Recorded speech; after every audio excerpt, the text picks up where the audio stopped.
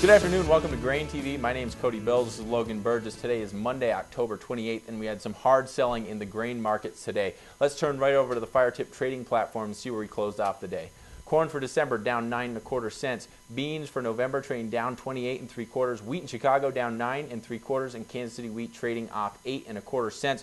Logan, what's the reason for all the selling here today? Well, it really seemed like the soybean complex was leading the grains lower in today's action. Coming out of the weekend, we did hear some grumblings that planting conditions in South America were improving. Certainly, that's going to start becoming a bigger focus for the soybean market here as we move forward. But really adding on to weakness in the November soybean contract was real weakness out of soy meal. We've seen the soy meal market really support soybean futures over the last several weeks. We saw that market trade through some important technical levels early in the trade session, and it seemed like November soybeans here really followed suit. As you can see here from the chart, once we got below $13 a bushel, the bottom kind of fell off, and we really closed quite hard here on the day toward the lows. You know, there's also some grumbling, or some talks really in the market, that there was a lot of farmers selling over the weekend, and not so much for corn, but for soybeans in particular. I think that is one of those things that once we start hearing those talks of farmers selling, that's going to put some pressure on prices here going forward.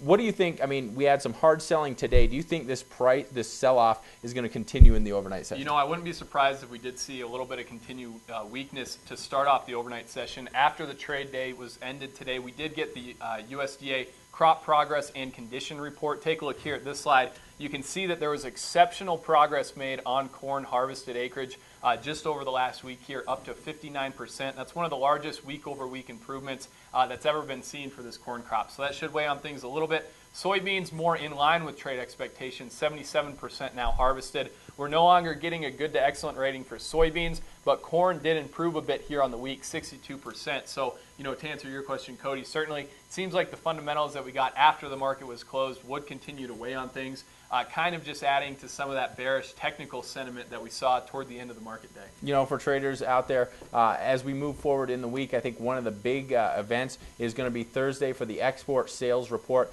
Make sure you keep that on your radar, because we're going to have 3 different weeks released. Remember, the government shutdown, it kind of postponed all these reports, and they're all going to be landing on us on Thursday for the week ending of, let's see, the 10th, the 17th, and the 24th. Those are all going to be dropping, and I would assume that is going to be market-moving numbers there on Thursday. Yeah, a lot of speculation, a lot of traders very interested to see how much the Chinese were in the corn and soybean markets here during that government shutdown. In today's action, we saw the export inspections report come out, and it was massive for soybeans. But obviously, you can see here from the settled prices, traders weren't really biting on that bullish news. We'll have to see if Thursday is a little bit of a different story, though, for the bean market in particular. In general, that's what we saw here for a Monday in the grain market that saw a lot of selling. We'll see you back here Tuesday to break it down.